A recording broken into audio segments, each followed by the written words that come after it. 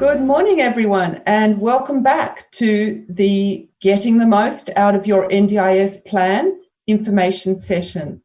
This is part 2 of a 2-part session. My name is Ramona Mandy, and I am the NDIS and Special Projects Officer at the Australian Federation of Disability Organisations, otherwise known as AFDO.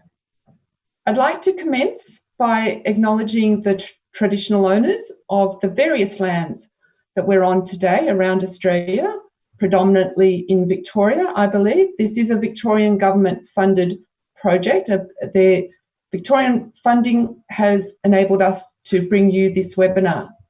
I'm here in Melbourne on the land of the Wurundjeri people of the Kulin Nation.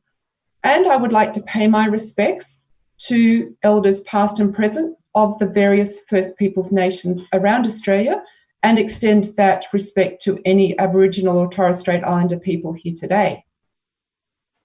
I'd like to acknowledge the past work and achievements of disability advocates.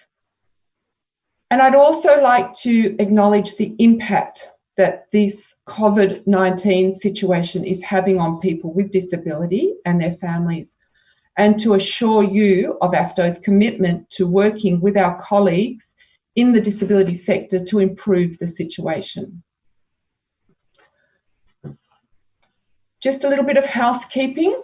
We are recording the webinar, and part 1 on Wednesday and today's part will be recorded and uploaded to our website in the very near future, so you can review it and also let other people know about it. Everyone is muted today. We can see who's joined, but you won't be able to see others. I'm joined today by some colleagues assisting me. First of all, my colleague Helen will be assisting with helping me identify questions. We're also joined by Darren and Justin from MAV, assisting with technical issues and driving the PowerPoint presentation for me. If you are having any technical issues, please text or telephone Justin on the following phone number: 0491 294 423. I'll repeat, if you're having any technical issues, Justin's phone number for phone or text is 0491 294 423. We're also joined by Kerry and Chelsea as the Auslan interpreters from Auslan Services, and we are joined by Sandy from Reporters Inc. doing the captioning, so thank you to all of you. On Monday, we sent out an email with some information about an information pack and links to join. So hopefully you received that, and obviously if you're here today, you probably did receive it. But the information pack was a download link where you can download the files. However, if you wish to receive that information pack in hard copy, please do reply to that email or contact us and let us know, and we can post one out. Similarly, if you would like to receive that information pack in alternative format, such as large print or any other alternative format, please do let us know and we'll get it to you as soon as possible. That information pack has a set of handouts in it which give you more detail about the topics that I'm discussing today. So you can read them at your leisure and refer to them and get more details. A little bit about how questions will work today. We do have a lot of information to share with you, but I hope to be able to pause occasionally to take 1 or 2 questions. If you do have questions and you're able to type them, please do so using the Q&A, question and answer button on your Zoom platform. If you are unable to write your question, please use the raise hand facility through Zoom. And that is done by activating the Zoom, the raise hand button. If you're on a tablet or a phone, you may need to find the button for raising hand, which is in the More Information button, I think, for example, on the iPhone program. If you're on a Windows computer, you can raise your hand with Alt-Y if you rely on keyboard commands, like I do as a blind person using a screen reader. On a Mac, I believe it's Option Y. And if you're on the telephone, you can raise your hand with *9. Those commands will also lower your hand if you wish. If we do have any raised hand questions and we're able to take them, they'll be identified to me and we'll unmute you from our end. A little bit of a recap and the time frame. Today we'll be going for about an hour and a half, finishing around 12:30 Eastern Standard Time. Part 1 was on Wednesday, and in Part 1 we covered understanding and managing your NDIS plan. We looked at finding and working with a service provider. Today we'll be covering a little bit more about working with service providers. We'll have a guest speaker. We'll then look at options if you have any concerns. And then we'll be looking at how to prepare for your next plan. So I'd like to move on now to looking at service agreements and service bookings. Could we have slide 2, please? Let's look first at service agreements. A service agreement is a formal agreement between a participant, that's you as the person with disability or the family nominee person, and the service provider. They help you to make sure there's a shared understanding of a number of things.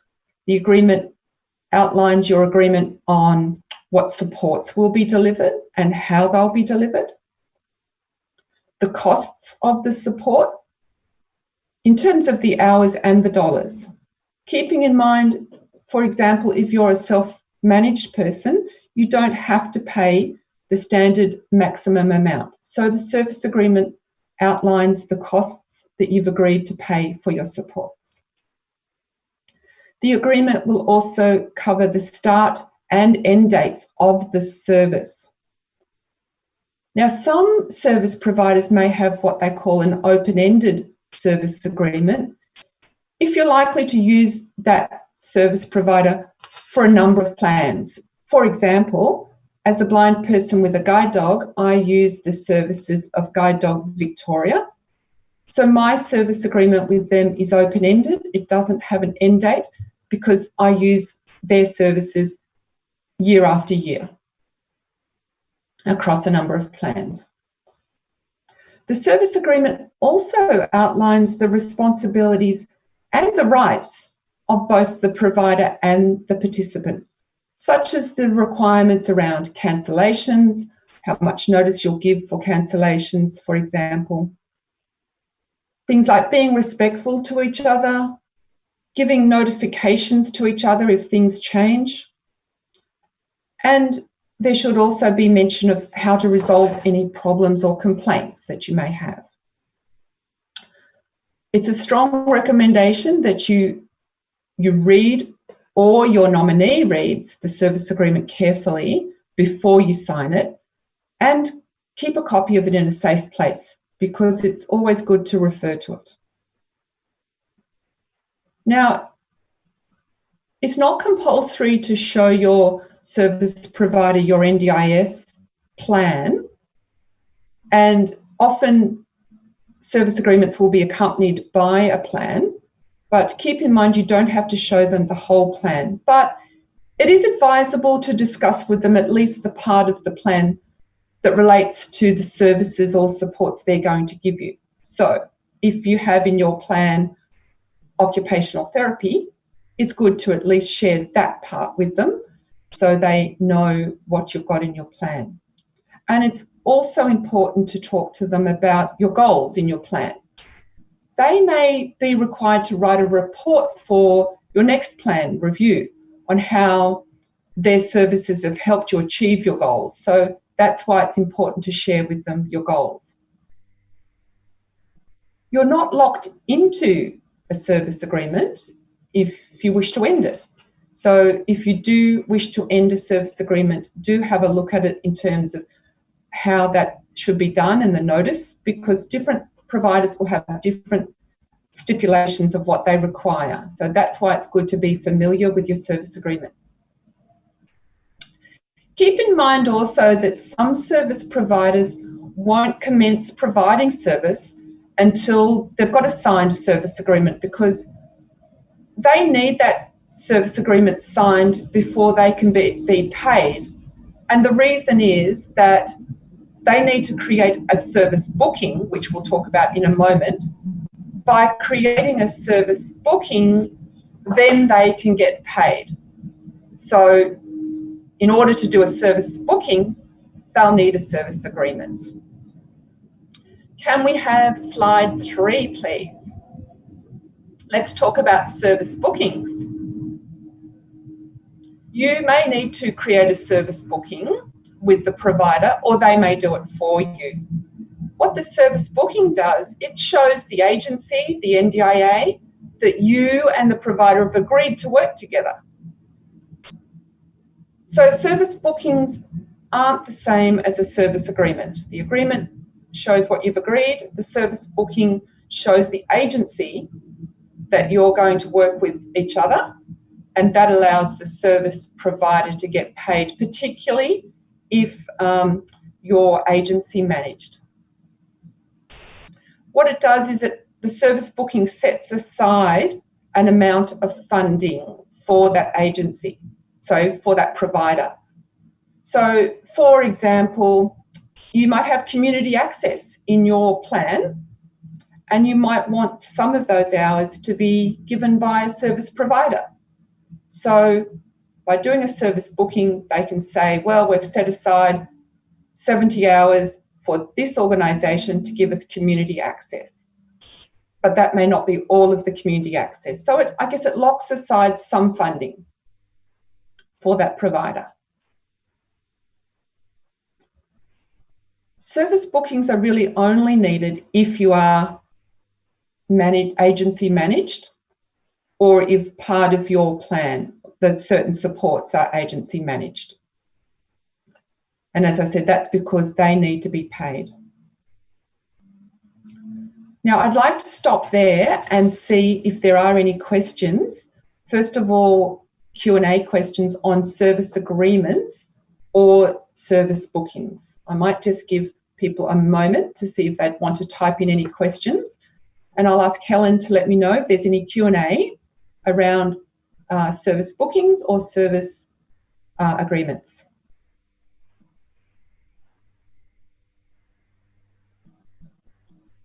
Hi, Ramona. There is a question. Dawn's asking, how can we find out the handout sheet that is referenced to this service agreement?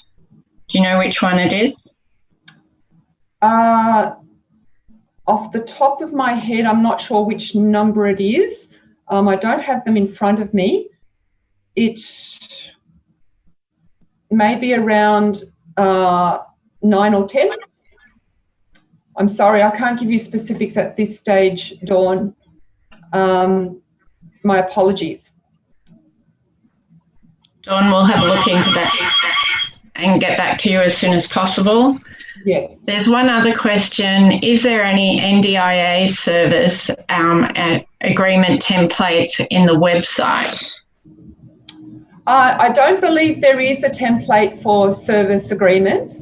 Different organisations have their own service agreements. They will often use similar ones. But for example, I have a service agreement with a provider that they've had customised for themselves.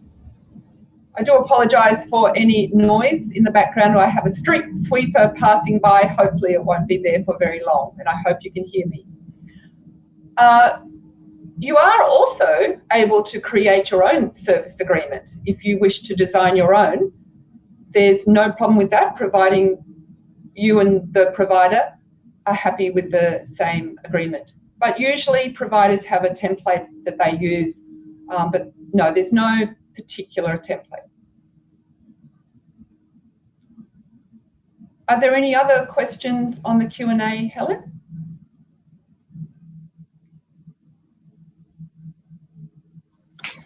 There is one other question. It's not on the Q&A, it's come through email. Can I insert things I want in the service agreement? Yes, you can. So as I said, you can make your own, but even if you are using your providers, you can insert things that are important to you, because it's all about a shared agreement. For example, I know someone who has quite a compromised immune system. So even in the days before COVID-19, he asked for his agreement to stipulate that his service providers will not come and give him 24 hours notice if they are, slightly feeling unwell. If they're unwell in any way, they would not provide service to him, because it was face-to-face service. So that was something that they were very happy to put in. Now, I just wanted to note that what we are talking about today are general theories and general practices of how NDIS works. I do acknowledge that there have been a number of changes the NDIA have made around the COVID-19 situation, such as being able to possibly get adaptive technology if you need to get an iPad, for example, to do telehealth service, if you need to get some fitness equipment because you can't go to the physio, if you need to get support coordination and haven't been given it. For example, there are quite a lot of other measures that have been put into place temporarily. I won't cover those today because they are quite detailed but very useful, and I would recommend that you look at the COVID-19 information page on the NDIS website to get more detail, or speak to your LAC or support coordinator. The NDIS website, just as a reminder, is ndis.gov.au, and the contact centre phone number, if you'd rather telephone them, is 1800 800 110, and of course you can go through the relay service. If you have a hearing or speech impairment, you can contact that same contact centre through the National Relay Service. So, coming back to service agreements, yes, you can insert things that are important to you. Are there any other text questions? Otherwise, if there aren't, are there any raised hand questions?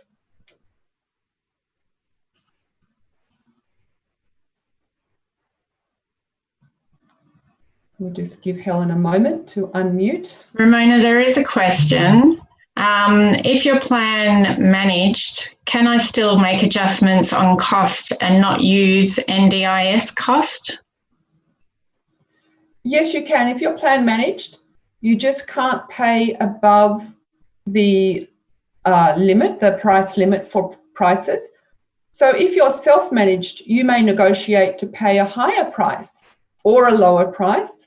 For example, if I'm self-managed and I want a particular worker, and I might negotiate, if I pay you above the price limit, would you agree to come at 11 p.m. at night, or would you agree to work every day, or whatever my negotiations are, I can do that. As a plan managed person, you can't do that. You are able to negotiate lower, but not above the price limits stipulated in the price catalogue, support catalogue.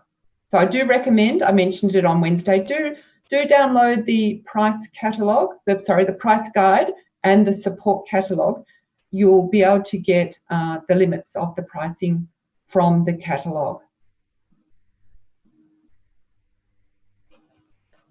Now, are there any other questions before we move to our guest speaker? One other question, Ramona, is do you need to have a SA with every provider?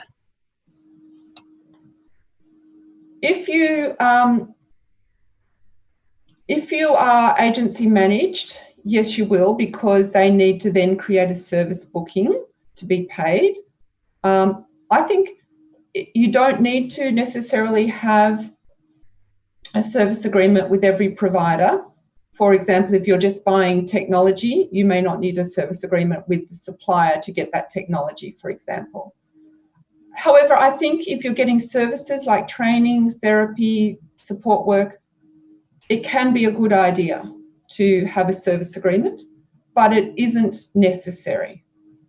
For example, if you're getting support work through maybe an online platform like what I mentioned on Wednesday, you don't need to have a service agreement there, but at the same time, if you're signed up through an online platform like HireUp or Mabel, you effectively do have an agreement by signing up and agreeing with your worker there. So it's not strictly called a service agreement, but you do have some sort of agreement. So I think it is good practice to have an agreement in writing just to protect you there, but it's not absolutely compulsory.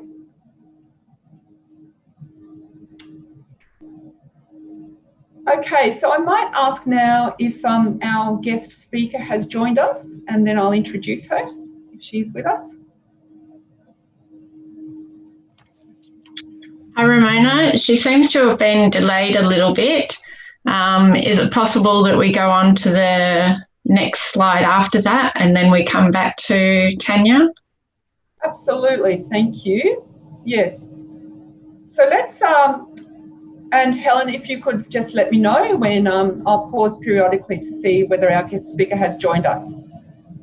So Helen, could we have, please, Darren, slide 5, and we'll be looking at NDIS reviews. So there are 3 types of NDIS reviews. There are internal reviews. That's the process where the NDIA completes a process if you're unhappy with a decision they've made and you've requested that they reconsider that decision. Then we have a plan review. A plan review is sometimes called a scheduled plan review. And that's a meeting between you and your NDIS rep, where you review your current plan and how it's going, and then you discuss your next plan. And the next type of review is called an unscheduled plan review. That's a meeting between you and the NDIS rep as well, that takes place earlier than when you were due to have your plan review. And the purpose of that is to discuss a replacement plan to your current plan. It's usually done, and it's usually requested, if you've had some significant change of circumstances. For example, maybe someone's moved out of your home that was helping you, and so you have different supports. Maybe there's been a death in the family and that's changed things for you. Any significant changes usually will prompt a unscheduled review. Can we have slide 6, please? Let's look in more detail at internal reviews. So, some NDIA decisions can be reviewed, not all of them. But these decisions that can be reviewed are known as reviewable decisions. And if you think an NDIA decision, one of the ones that can be reviewed about you, is wrong, you can request an internal review of that decision. So it might be a decision like an access decision. Maybe you've been denied access, or maybe you haven't got a support in your plan that you think should be there. So internal reviews are also called a review of a reviewable decision. So it's a bit of a mouthful, RORD. Some people call it RORD, but it's easier just to call it an internal review. When you get your plan, you'll get information about how to request an internal review.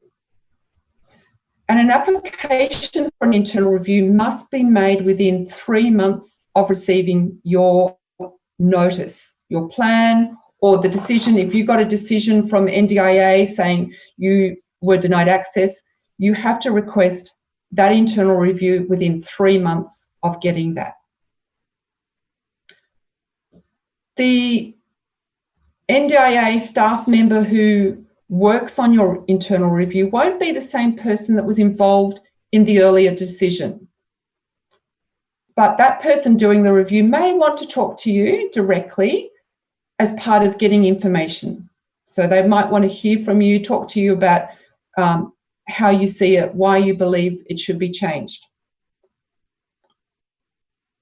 You can make a request to the NDIA for an internal review by phone, by email, by post, or also in person when we're allowed to revisit. At the moment with COVID-19, we're not able to do a lot of face-to-face, but once we are, you're allowed to even drop in and request a review.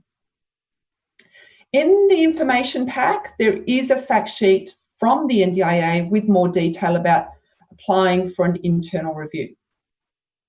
Also in the pack, there's an information sheet from an organisation called REAC. I mentioned them on Wednesday as well, Rights, Information and Advocacy Centre. REAC have a whole resource on their website to help you with making an internal review. And part of that resource kit includes a checklist of considerations when you're planning a review. So that actual checklist from REAC is also in your information pack. It's really easy to read and worthwhile if you're considering making a review. So the person at the NDIA who does the review, when they do it, they'll either decide to change the original decision or not to change it. And you'll be given notification in writing about that outcome. So if you're still unhappy with that outcome, you can then apply for a review to be done by the AAT, which stands for the Administrative Appeals Tribunal. The AAT is a separate body from the agency. It's an independent body. It's a tribunal, and they will look into it. But keeping in mind they're independent, so they're not obliged to have the same decision made as what the agency did. But you must apply to the AAT within 28 days of getting that result of your internal review. Can we have slide 7, please? Let's talk briefly about complaining about the NDIA. Making a complaint to the NDIA is different from requesting an internal review. And to make a complaint about the NDIA, you can go to the NDIS website and go to their Contact Us link, where there's more information about giving feedback and complaints. So it may be that you're unhappy with how they've dealt with you, how they've dealt with your review. It might be something else that you have that you're unhappy about with them, not the decisions they've made, but you may have another complaint. You can also make a complaint over the phone or in person, once again, when it's possible to visit them at an office. Or you can send an email. That email is feedback@ndis.gov.au. If you need help to submit an internal review, there is support available through different organisations like advocacy organisations. And the information pack also contains a handout on more about how to make complaints, how to request an internal review, and how to find disability advocacy organisations. Can we have slide 8, please?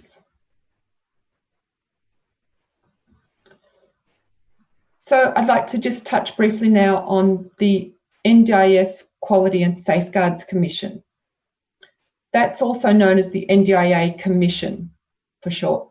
Keeping in mind it's very different from the NDIA agency. It's the NDIA Commission, and in the name Quality and Safeguards Commission, it explains really what it's about. It's an independent agency it's been set up to ensure that your supports that you're getting from service providers are good quality and safe.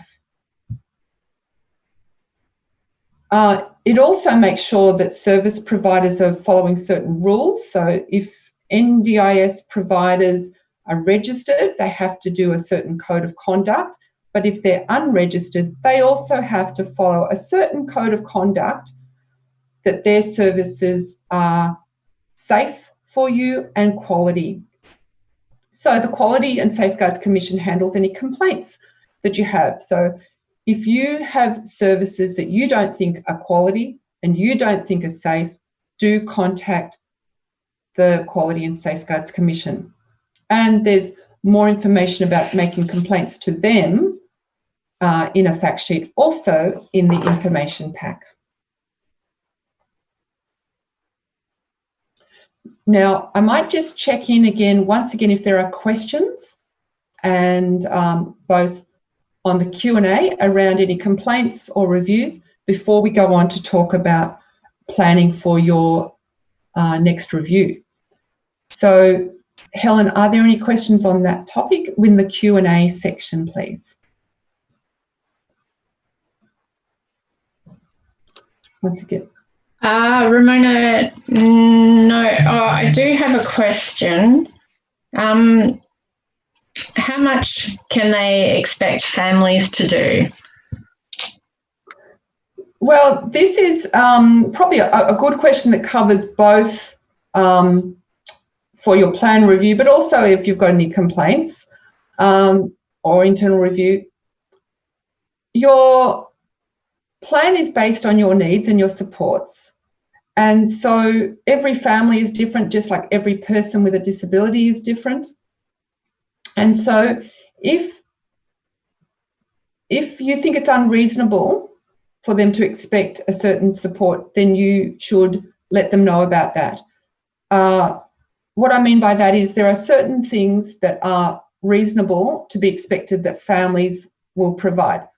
For example, parents may bathe and feed young children, but if your child is a grown adult, it may be unreasonable that you have to lift them and shower them every day.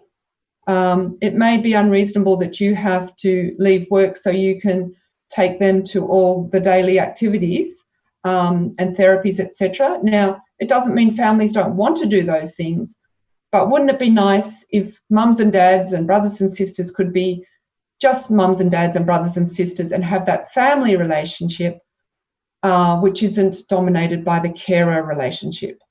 It doesn't mean that people with disabilities need to feel like they're a burden, not at all. I know families give their support willingly and with love, but at the end of the day, you'd like to just sit down and be a parent with your child, and you may be too tired. You may have a sore back, for example. And so the impact of caring may be different for different people. If you have a condition yourself and you're not able to continue lifting your child because they're now a 15-year-old young man, then this is the sort of thing that you need to bring up at your planning meeting because it may be unreasonable for you to do it because of your own circumstances. So the NDIS is all about also helping families to be back doing family things, but also maybe resuming work. Wouldn't it be nice if you could go back to doing work, for example, rather than having to stay home because you need to? So it's not about feeling bad. It's about looking at what's reasonable and then complaining about that if you think it's unreasonable. So I hope that's answered your question a little bit. Okay. Do we have any other questions around making complaints or the Quality and Safeguards Commission?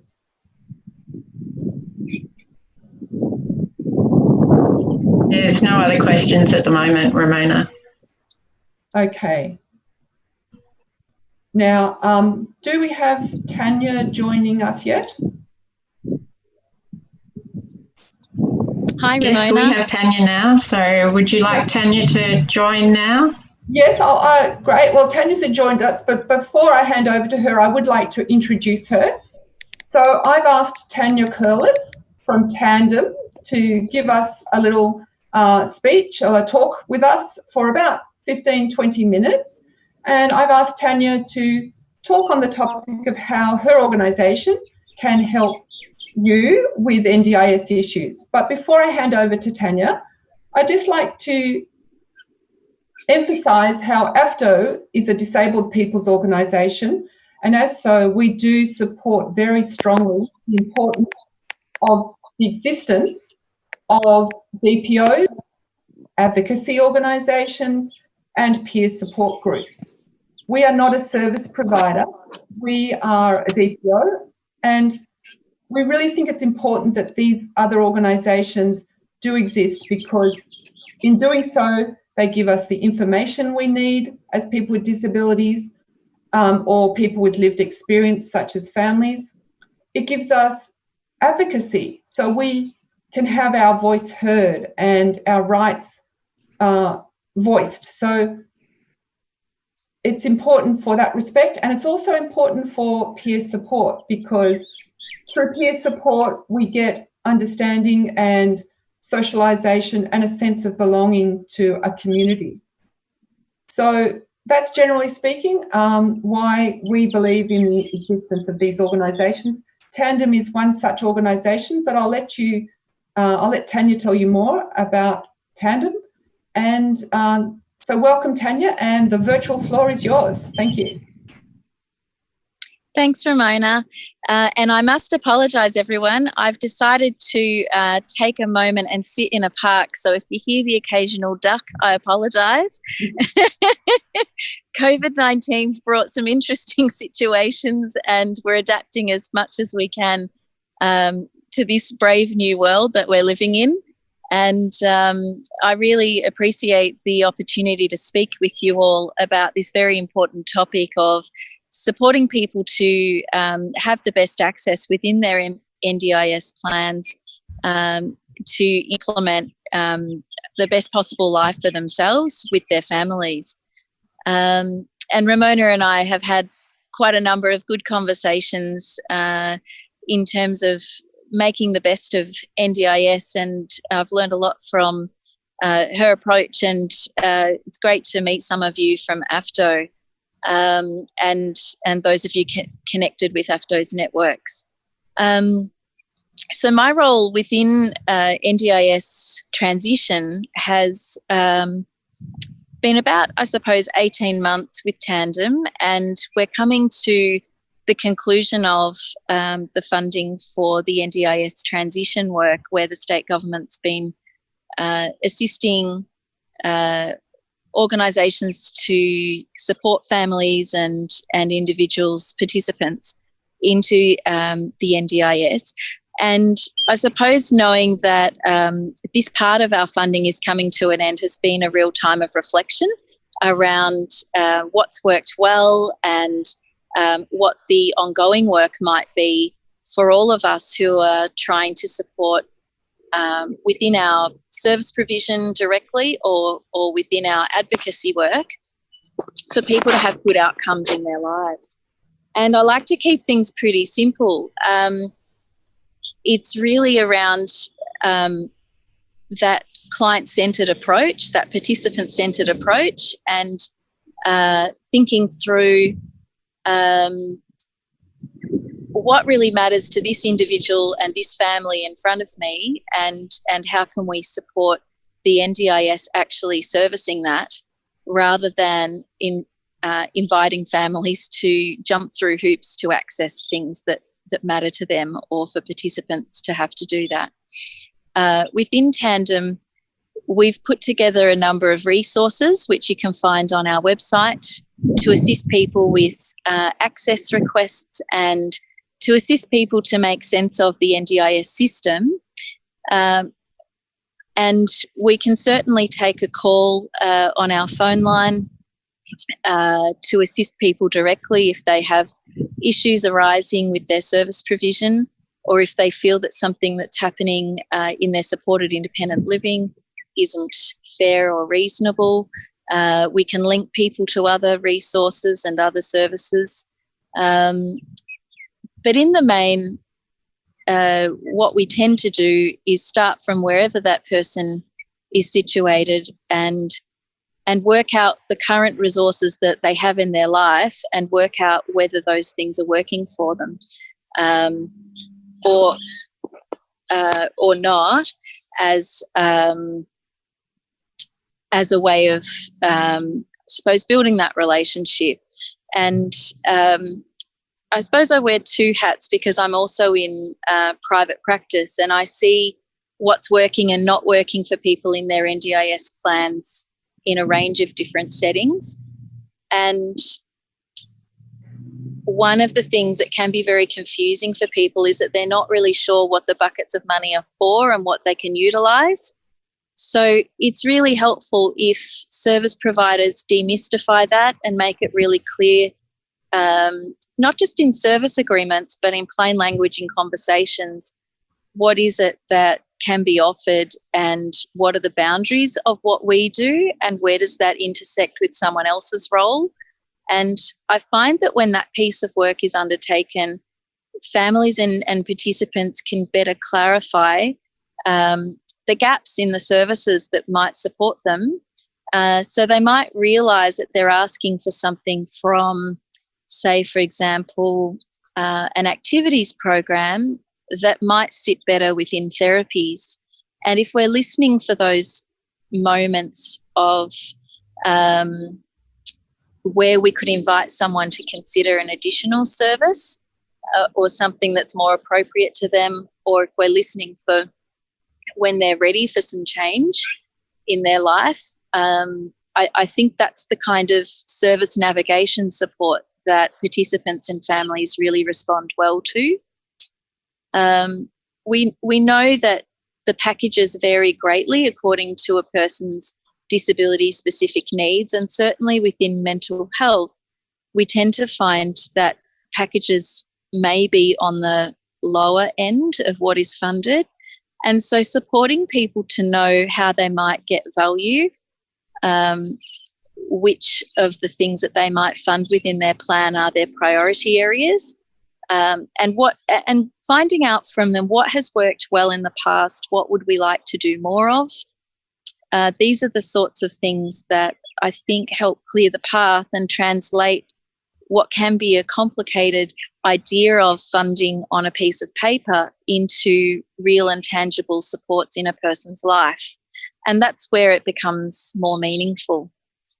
So within Tandem, we do represent people at their planning and review meetings, and we'll continue to assist in those ways beyond when the state government's funding finishes up in June. Our work to support with individual advocacy and supporting individual needs will continue on, which is fantastic. We've just had some announcements about continued funding. However, the need always is much, much greater than what we can ever truly service. And so I think as a first point of call, directing people to services local to them is a great starting point.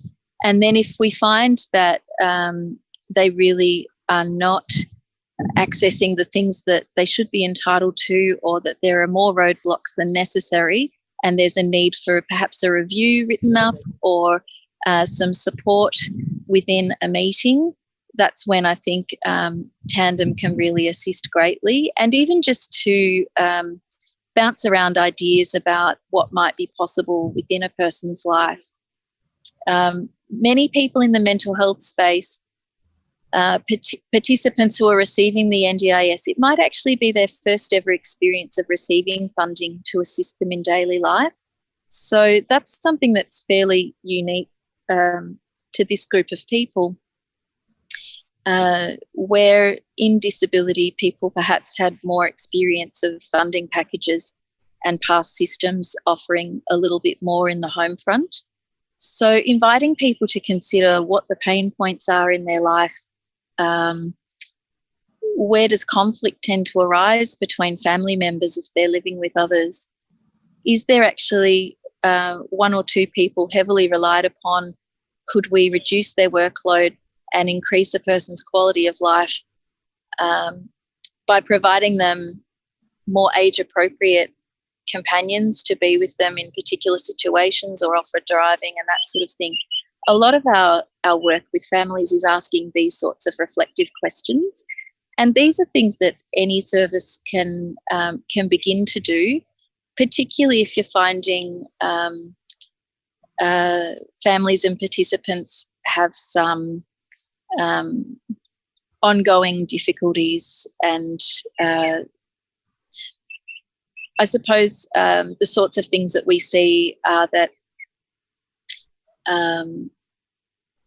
perhaps having not enough people in the care team means that there's a heavy reliance on one or two people, and the risk of burnout of those staff members, or particularly within COVID-19, that people are just isolated overall and needing greater companionship, which is very difficult for all of us at the moment. And I hope you're all doing reasonably well out there within this difficult time. Yeah.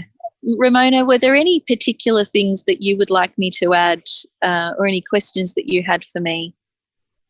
No, not in particular, but I think it's great that you've mentioned that, particularly in the psychosocial disability sector, there's it can be quite a new thing, this NDIS support.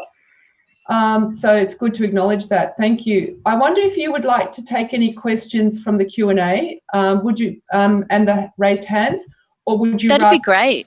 Okay. And I apologise, doing this from my phone, the audio to hear you is not so great, so I'm hoping that you can hear me. I'm hearing you very well. I'm very clearly.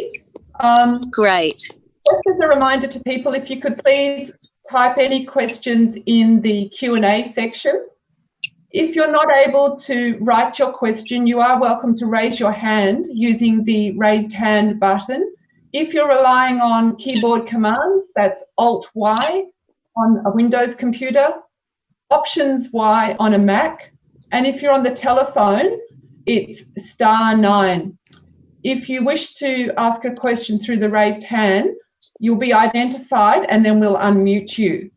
So we might take the Q&A questions first if there's any, and Helen will be able to relay those. Otherwise, if there are no questions, Tanya, you might like to just give out the contact details for Tandem so people can contact you. Absolutely. So I've just got a little flyer going old school here.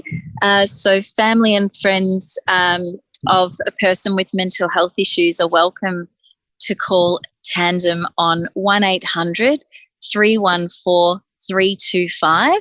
That's our number. And our website is tandemcarers.org.au. And we do have quite a bit of information on our e-news, which is a regular circular that we distribute around the state. And that's a great resource and families and individuals.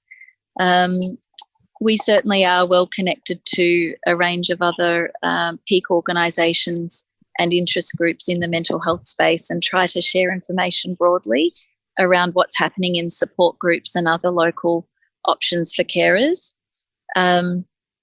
Yeah, so really appreciate this opportunity to speak to you all. And I'll just leave you with one parting funny. It's a little South Park meme. Okay. And it says here, and I'm not sure if you can see this, it says, "It won't happen overnight, but it will happen if you're eligible with your NDIS plan." And it's got a picture of, I don't even know who these guys are because I'm not cool enough to understand the South Park kids.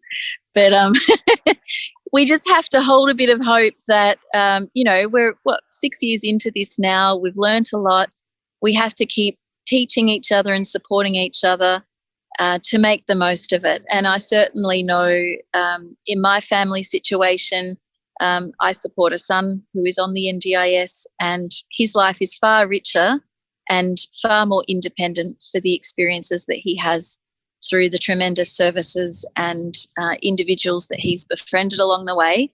And it can really be quite a rights-based approach to things, and a way that's catering to people's individual needs. If we're flexible in our thinking and support people to consider what would really make a difference for them.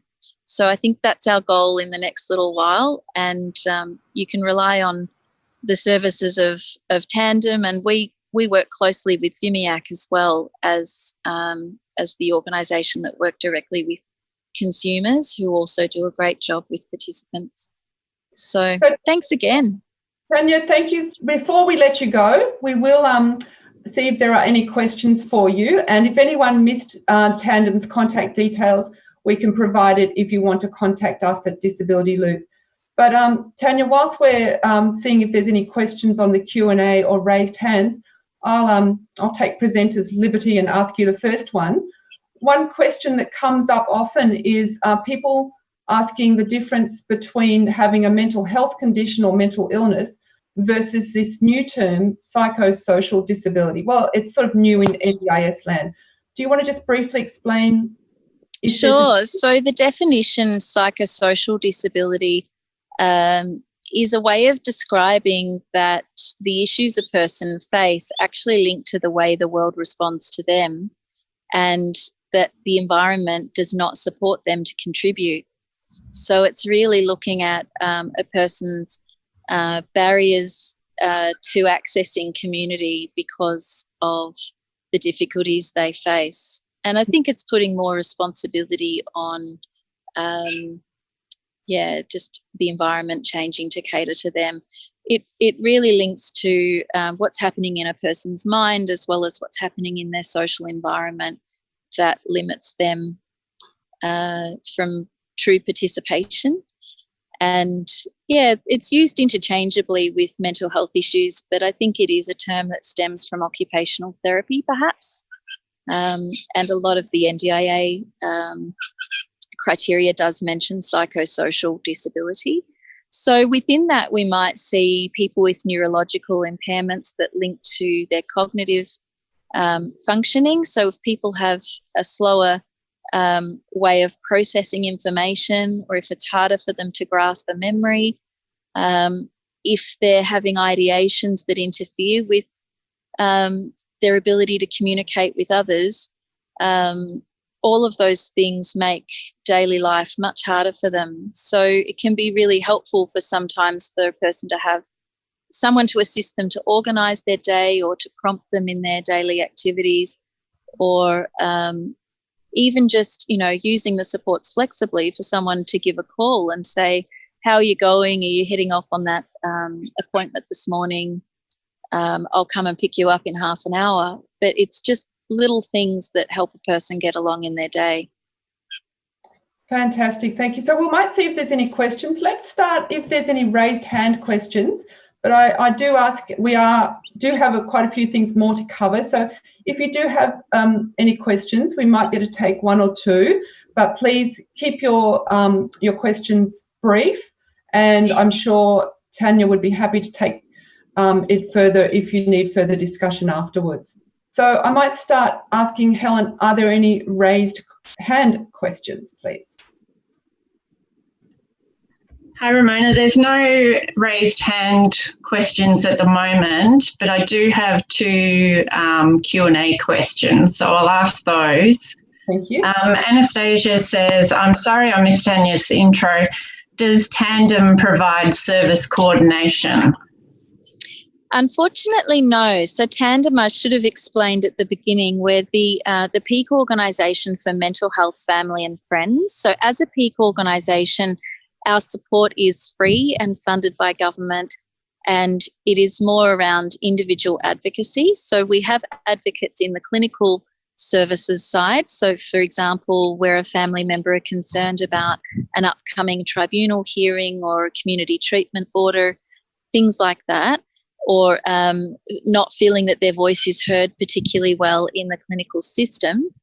And then separately, our NDIS and carer support team focuses more on the experiences of people in their home and in their life, And we can provide secondary consult to clinicians as well around NDIS-related wording or ways to strengthen and support evidence to improve the resourcing that comes through in an NDIS plan. So we're not providing service support coordination or any of those direct NDIS services, but we're assisting people at points of access and understanding how to implement a plan, so providing training and support and advocacy. Thank Great, you. thanks, Tanya. Diane would like to know, do you know where my son can access an ongoing advocate for when she's no longer able to do this for her? He'll not be able to manage NDIS himself and will need someone familiar and ongoing. And I think what you're raising there is a really key reason as to why support coordination from skilled professionals is a real advantage, because it's not possible for a family to advocate alone. And while we know that the support coordination role is not supposed to be advocacy, the effectiveness of how well the services are administered does play a role in whether the appropriate therapies, for example, are available to write up comprehensive reports, whether the NDIS review happens in a timely way, and all the other little bits and pieces that fit together to make use of the funds to demonstrate a person's circumstances and needs. And without that ongoing facilitated conversation around what would you like this week, or what can we put in place for you, is that working? It's very, very difficult for participants to manage on their own, and particularly so within mental health and other similar areas where there's neurological impairment, and people are really struggling to make sense of the system itself alongside receiving supports from it.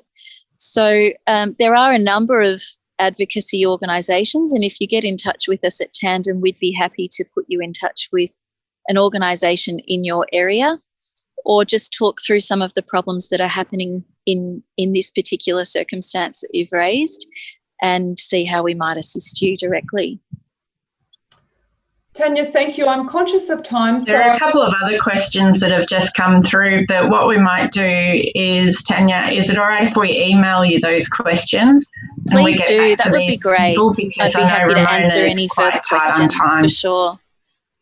So, Tanya, thank you. I do appreciate you sharing your time and knowledge with us. You referenced hope before, so I think whilst we've got organisations like Tandem doing the great work that they're doing, we do have a lot of hope. So thank you again. You are welcome to stay if you want, but we do understand if you'd rather stroll around that park. Thanks so much.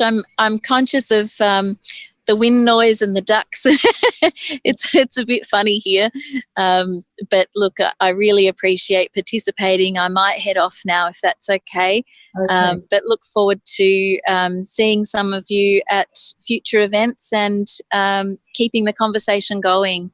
And I do think it's because of people with lived experience and family experiences alongside participant experiences that we're shaping the NDIS to be much more flexible.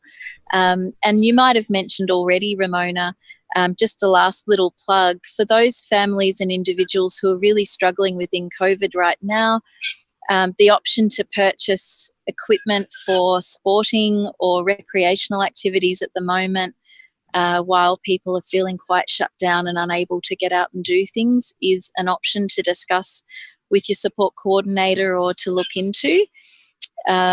And you're welcome to call us at Tandem and find out a bit more about some of those changes towards greater flexibility in plans, and also that option of a tablet priced under $750 to access therapies remotely if you need. So these are all things that are fairly recent changes. And yeah, just happy to assist people to answer basic questions or more complicated things. Our phone line's available to you. But thank you so much for having me today. Could you just recite the website and phone number again before we let you go? Of course, it's 1800 314 325. And the website? No, I think we may have lost Tanya for the website. But Oh, are you there? Yes, the website? Do you need me to read it out again? Yes, we didn't hear you that time. Sorry, 1800 314 325. Okay, thank you. And we can pass on any of Tanya's details again if you want to contact AFTO Disability Loop. So thanks again, Tanya. Thanks, everyone. Bye. Okay, if I could ask Darren to bring up slide 9, please. I'd like to now talk about preparing for your NDIS plan review meeting. So your plan review is a conversation that you have with your NDIS representative. That might be your LAC or your Early Childhood Early Intervention, ECEI worker, to draft your next plan. Normally, it can be done face-to-face or over the phone.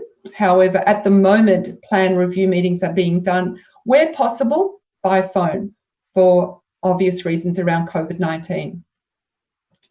And you're welcome to include any family members or friends or advocates or another support worker at that meeting.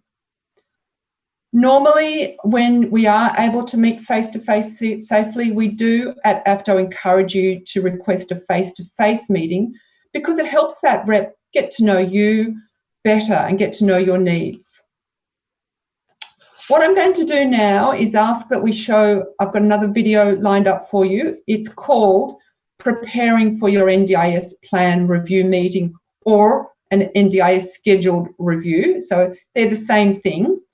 It only goes for about 5 minutes, but I do want to say the video is presented by an organisation, an LAC organisation in Queensland called Uniting LAC, but all the information applies to anyone going through a review meeting. So it's not just particular to Queenslanders, but it's a nice, succinct, informative video. So that's why I'm keen to show you this video. So when we come back, we can take questions. But yeah, if we could have that video now, thanks, that would be good. This video is about preparing for your NDIS plan review, also known as your scheduled plan review. In this video, we will cover a few things to help you get ready for your scheduled plan review meeting with one of our Uniting team members. This includes what is a scheduled plan review, what happens at one and when to book it, what documentation to bring and why, and why it's important to start preparing for your review meeting 6 months out. What is an NDIS scheduled plan review? Hi, Tori here from the Uniting Local Area Coordination Program. When your NDIS plan is approved, your NDIS funding will be allocated for a period of time. You will have a plan start date and a plan review date. This will then create what is known as a plan period. This plan period is the time in which you have to use your allocated funding. Towards your plan review date, a meeting will need to be booked. What will happen at my scheduled review meeting? Your scheduled review meeting with a Uniting Local Area Coordinator, known as an LAC, will be much like your first NDIS planning meeting. In addition to what we would look at in your first NDIS planning meeting, at your scheduled review meeting, we will also look at what has worked and what hasn't during the previous plan period, any changes that have occurred in your life, what your goals are for your next plan period, what you have achieved and what you'd like to work towards in the future, what supports you'll need to achieve your new goals, and any supporting documentation you might need. When should I start planning for my scheduled review meeting? At the Uniting LAC program, we encourage you to start preparing for your scheduled plan review meeting 6 months before your plan review date. This is because you may need to collect supporting documentation or reports from therapists or treating professionals, and this all takes time to coordinate. One of the main reasons for this could be due to long waiting lists to see the required practitioner. It is best to start planning and having these conversations with them 6 months from your plan review date. What information should be in my reports from therapists or service providers for my plan review? During the plan review process, it is important to bring the most current supporting documents to the meeting. These might include progress reports, new assessments, quotes, or letters from allied health professionals or other relevant specialists. You may ask your service provider to supply a report or progress notes showing how their work has helped you to achieve the goals in your plan. Generally, progress reports should include a summary of the supports provided to you during the plan period, how the support has assisted you to work towards and achieve some of your goals, whether you have been linked to any additional informal, community or mainstream supports, barriers encountered during the plan period and the strategies put in place to resolve these, any risks identified to you or others, any evidence or other information that may be relevant for the NDIA to consider when determining reasonable and necessary support. It is important to remember that the NDIS is an insurance-based scheme and therefore requires evidence to continue and provide funded supports to help meet your goals. It is important that these reports and assessments are outcomes focused. Some things to consider are: what is the support or therapy which has been provided? Has it been successful and does it need to continue? When should I make an appointment to meet with a Uniting Local Area Coordinator? Our local area coordinators understand that expired plans can be extremely unsettling.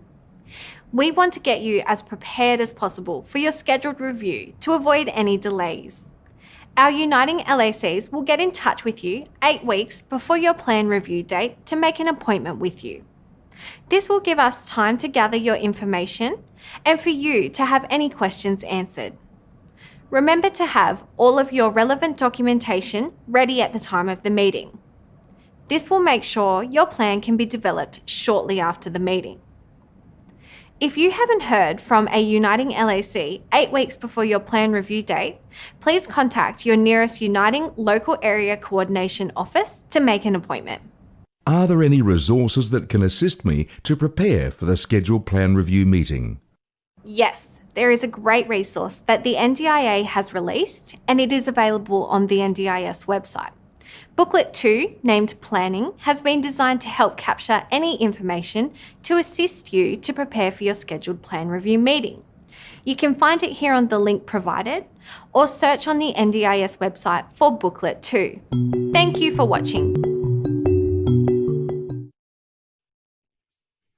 Great, so thank you. I hope that was helpful in terms of reviews. I will be once again taking questions. So whilst you're writing up any questions you may have around reviews, I want to give you a couple of tips that I've learned over the years of being a participant myself. Firstly, a tip for all the carers and families out there: it might be worthwhile getting a carer statement to take with you to your next review meeting. This isn't something that's compulsory, but it can be useful to help your NDIA rep, be it a planner, LAC or ECEI person, to better understand the impact of the care that you do on you and your family. You can get tips around how to develop a carer statement from organisations like Carers Victoria, and there are other equivalents, Carers in Queensland, Carer New South Wales, etc. Or it may be organisations like Tandem that Tanya works for, that we've just heard from. So a carer statement can be useful as helping you to reflect on your story before you go into the planning meeting. Remember also that the planning meeting isn't a confrontational situation. That representative usually wants to work with you to draft a plan that's for you. Now, of course, that depends on the level of knowledge, I guess, and training that LAC may have, and we are seeing training in place to improve the situation. I'm not pretending that it's a bed of roses, that there are problems, and people have had to really educate, I guess, LACs about disability sometimes. So, but things are improving, but the more you can be, I guess, armed with information, you can help your LAC to understand your situation. So a carer statement is really useful. Another tip I would suggest is try to get quotes either before your meeting or afterwards, once you've got your plan approved, that last for 120 days or longer. I'll give you an example. And the reason why it's good to get long quotes where you can is because sometimes the NDIA can take a long time to approve. I had a need for some technology in my second plan. It was a talking and braille tablet that I can take to meetings and take notes, etc. That's around $6,000. So I asked the supplier for a quote that would last me 4 months. My review meeting was in August. My plan wasn't approved till September, but they did take a little while through processing to be able to approve that technology. They are getting better, but you can still be waiting even months. More often it's weeks now, but you can still be waiting a long time. Similarly, I know someone that needed approval of a mattress, a special waterproof mattress. It was only around $700, but luckily we were able to get the supplier to give us a quote that lasted for 4 to 5 months, and so we were able to get it approved before the quote expired. Another tip is that you can now ask for your plan period to be more than 1 year. They used to be just 1 year. You can now ask for up to 3 years. Now, things are a little bit different with COVID-19, that plans can be automatically extended. They won't expire anymore at the moment, but they will be extended by 1 year. But you can also ask for your plan to be extended up to 2 years. But in general, if you're COVID or not COVID situation, plans can be up to 3 years. If you're someone that's fairly stable in your disability, it's not likely to change. Your support needs aren't likely to change. And you're confident in using the funding you've got to achieve your goals, and that your goals are sort of long-term goals that you're aiming for, then you're likely to be able to get a plan up to 3 years. I've applied for a 2-year plan and was successful, and that suits me because I don't expect my circumstances to change. But if you're someone, say, that's about to leave high school, or there might be some other situation that could be changing for you, maybe you may want to stick with a 1-year plan. Okay, I might see if there are any questions again before we go on to talk about goals. Are there any questions about scheduled review meetings? Helen? No, there doesn't seem to be any at the moment, Ramona, so we'll keep going. Great. So there is information in your information pack around that topic as well. So let's move to slide 10, please, Darren, and we'll look at goals. Because preparing for your plan review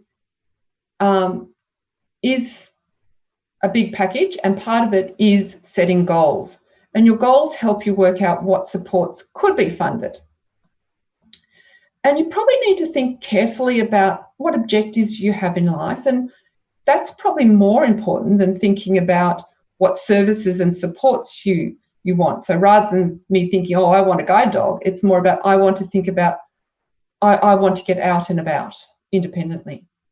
Can we have the next slide, please, slide 11, and we'll talk about outcome domains, which is quite a jargon term, but the NDIS has developed a list of some different parts of ordinary life where you might want to think about the supports that you need.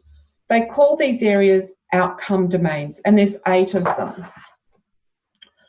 And by reflecting on these different areas, it can help you think about what your goals might be. The areas of life that are outcome domains are daily living, home, health and well-being, lifelong learning, work, social and community participation, relationships, and choice and control. So thinking about these different areas of your life and setting goals, you may want to consider some of the following things: where you live, relationships you have with others or that you want to have, maybe you want to make more friends, health and your well-being, maybe you want to get fitter or eat better, for example, education and other learning, like maybe you want to do a class, maybe you want to go to TAFE or university.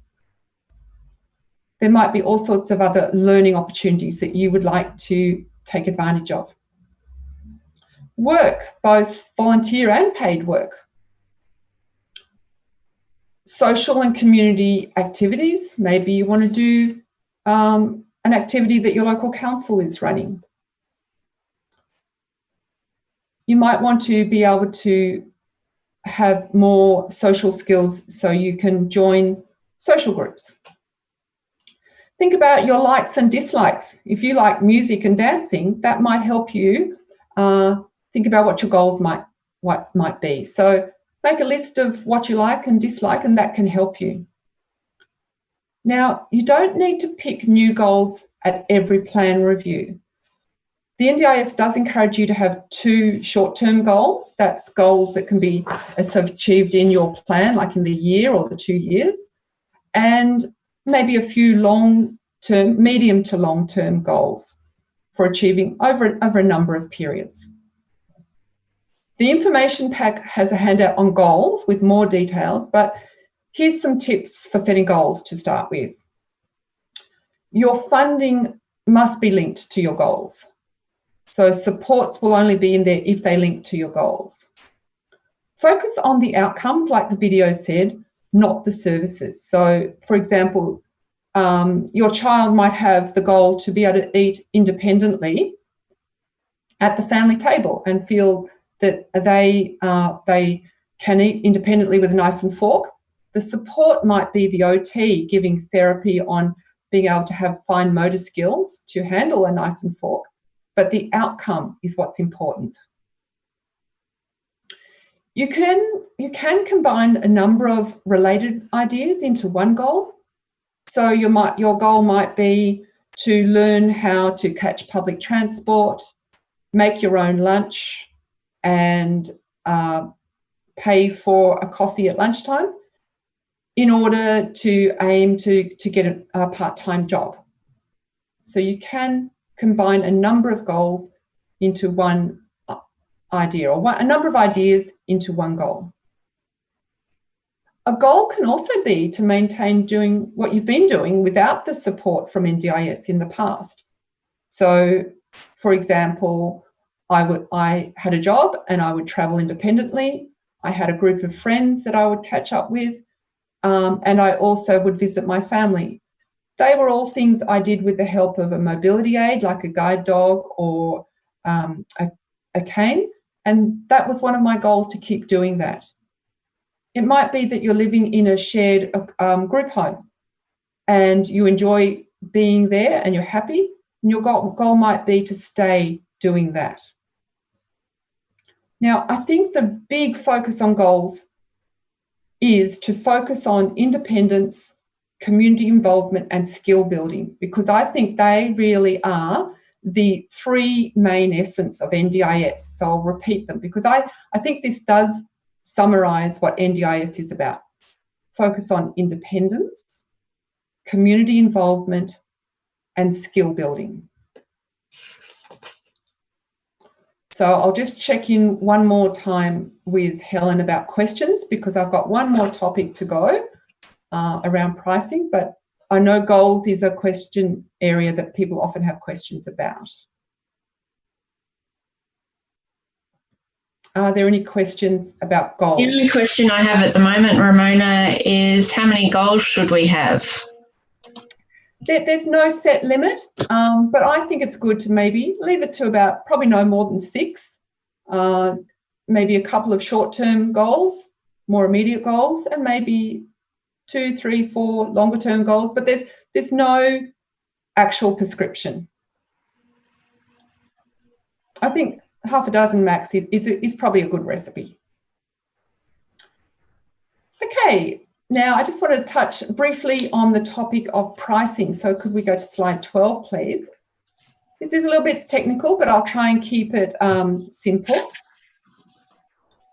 Particularly if you're doing self-managing, or you just want to understand more about the documents that are related to buying and supplying quotes and invoices, etc., around the NDIS, you may want to just keep a couple of things in mind, or to learn a couple of things.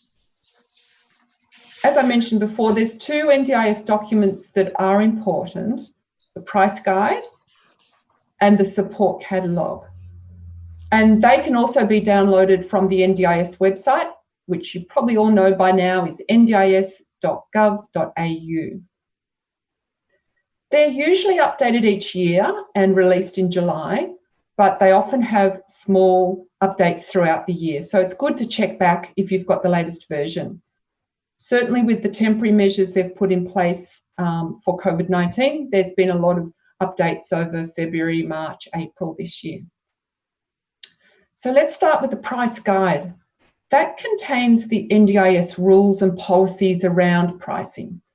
It covers topics such as charges relating to non-face-to-face activities. That's things like providers writing up incident reports, for example. So any reports they might have to do, or other non-face-to-face things where they're not working with you directly. It covers policies and rules around travel, cancellations, price limits, and it outlines the processes that the registered providers have to follow. The price guide can help you as a participant also to know what service providers are permitted and not permitted to claim. For example, I learned by reading the price guide that service providers can claim in certain circumstances non-face-to-face time, but other times they may not be able to do that. For example, if they're running group activities, because the price of the group activity covers non-face-to-face. So there's various things like that. It can be a bit complicated. It's not a huge document, but you might like to just refer to different parts of it. So that's the price guide. The support catalogue is a list of all the specific supports that are in the NDIS payment system. And these are referred to as line items or line numbers and line items. And it gives you the maximum prices that providers can charge for some of those items. Not all items have a price limit, some do. So that's why it's good to refer to the catalogue for that sort of information. So it's a handy reference to see each of those items, what can be charged, what items can have travel charged against them or cancellation, because not every item is the same. And it also is a good reference to see a description of what items are. So if you don't know what a certain therapy is, you can look it up in the list and it will give you a description. So the support catalogue is a good reference. Also, just note that sometimes the support catalogue doesn't provide everything. So what the NDIA might do is to use what they call a best fit. I'll give you an example. If you have incontinence issues and you need a waterproof mattress, that is not in the support catalogue. But on your plan, the NDIA may have put pressure reduction mattress because it's the closest thing in the catalogue. And so when you go to buy your waterproof mattress, the supplier will claim against that item called pressure reduction mattress. So it's the best fit. So there's a couple of times when you might see that happen. So don't be alarmed if you see a close but not exact item specified as a stated support in your plan. In 2019, the NDIS introduced a special temporary payment for providers called TTP. And you may see some items on your plan or in invoices that have a T against the number, and that's because it's using the TTP payment, the temporary payment. It's a payment that providers are allowed to get in some cases to help them transfer to the NDIS. The whole NDIS system is a new one for everyone, so a lot of people need assistance and extra funding. We're all learning together. But it's a temporary payment, and that's why it's there. Similarly, the same basic support could appear on your plan different to your friend's plan, and different prices. It's because it's based on a whole lot of variables like the time of day. So if you get your support in the morning, but your friend gets it in the evening, same support, different time of day, there may be different costs. The day of the week also, if you get it on a Sunday, but your friend gets it on a Monday, then the costs will be different. Also, the support cost will depend on whether it's standard intensity or complex. If you have complex needs, you might have different support needs because of your complexity of your needs. So that's called intensity. That will determine the price. And then also, as I said, some providers are eligible for TTP and others are not.